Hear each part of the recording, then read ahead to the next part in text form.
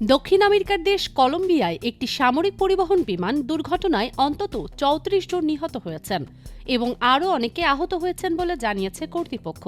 মঙ্গলবার দেশটির প্রতিরক্ষামন্ত্রী পেদ্রো সানচেজ সামাজিক যোগাযোগ মাধ্যম এক্সে এক পোস্টে এই তথ্য নিশ্চিত করেন। তিনি জানান, দুর্ঘটনাটি ঘটেছে পুয়ের্তো লিগুইজামো এলাকায়, যা আমাজন জঙ্গলের পুতুমাও প্রদেশে অবস্থিত।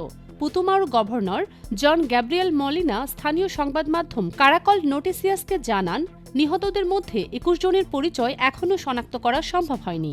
কলম্বিয়ার বিমান বাহিনী জানায়, দুর্ঘটনা কবলিত বিমানটি ছিল লকহিড মার্টিন C-130 হারকিউলিস মডেলের, যা সেনা সদস্যদের পুতুমাওর জন্য একটি শহরে নিয়ে যাচ্ছিল।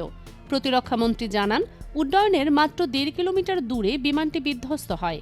এরপর এতে আগুন ধরে যায় এবং বহনকৃত গোলাবারুদ বিস্ফোরিত হওয়ায় ক্ষয়ক্ষতি আরও বাড়ে। তবে এটি কোনো সশস্ত্র গোষ্ঠীর হামলা নয় বলেও নিশ্চিত করা হয়েছে।